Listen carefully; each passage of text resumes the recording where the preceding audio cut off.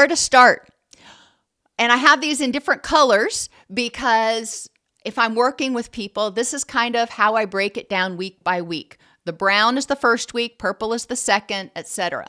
So the first week, we do our assessment, blah, they come back.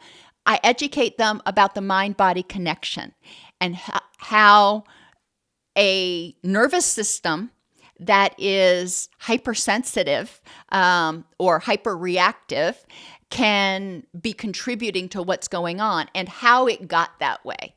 Not saying that they're overreacting, saying that their nervous system, because it has felt like it needed to be on guard for so long in order to keep them safe, it is just, very, very high strung, if you will. And that one of the things we need to do is start helping the nervous system learn how to downregulate and recognize when they are safe in the present context. So I do a very brief and common term overview of the stress response and help them understand how, in general, stress alters all of their hormones and is going to impact their thinking. It's going to impact their patience. All of that stuff. So what they've got going on is something physiological. We'll help them define their rich and meaningful life. That's usually an at-home assignment. What people, things, and experiences are important to them, and this gives them a baseline. So every morning they can get up and they can say, okay, how am I going to use my energy to nurture the things that are people and experiences that are important in my rich and meaningful life? And throughout the day, when they start getting revved, once they downregulate, they can ask themselves, is this, whatever's going on, worth using my energy to address, or am I just stealing energy from the things that are important in my rich and meaningful life? And then I have them also identify 2 to 3 symptoms, not all of their symptoms, it can get overwhelming, 2 to 3 bothersome symptoms.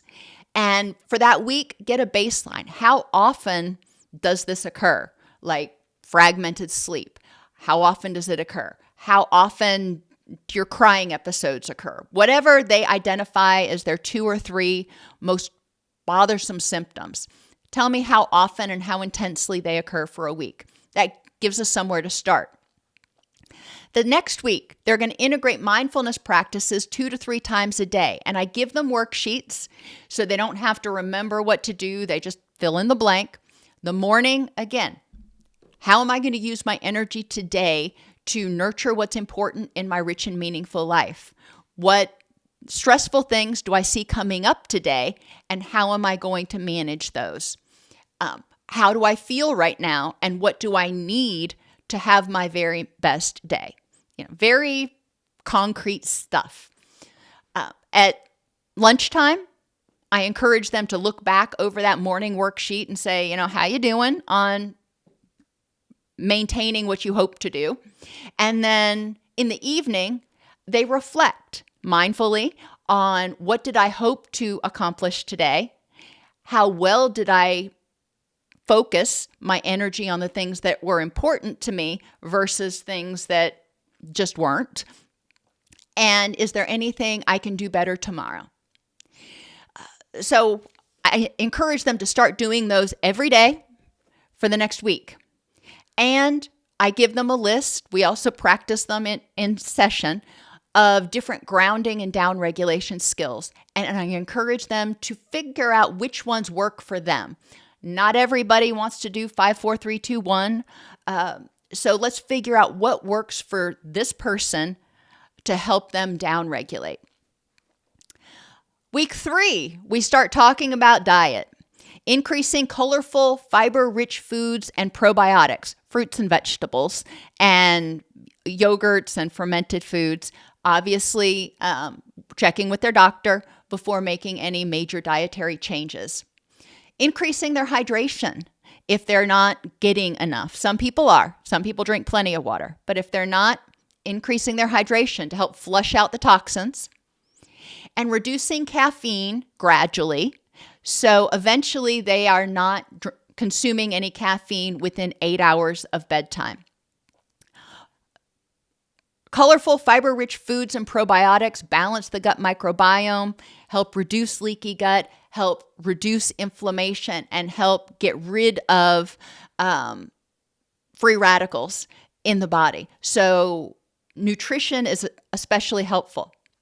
The next week, we focus on sleep and stabilizing circadian rhythms because, again, these are areas where we don't often pay much attention, but they add extreme amounts of stress to the body, which puts the person already primed to react. It keeps their stress bucket pretty full.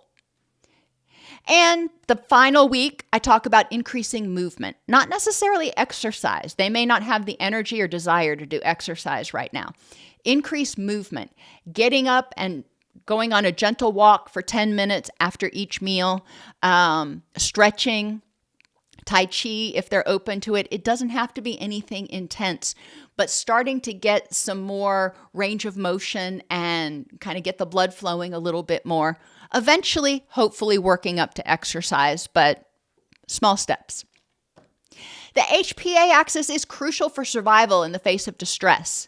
Dysfunction of the HPA axis is involved in a variety of physical, emotional, and cognitive issues. A breakdown in the system will likely continue to get worse, even if the person finds ways to temporarily mask what's going on. So they need to be able to figure out how to strengthen that parasympathetic nervous system, weaken, if you will, or make less sensitive that sympathetic nervous system, and learn how to downregulate.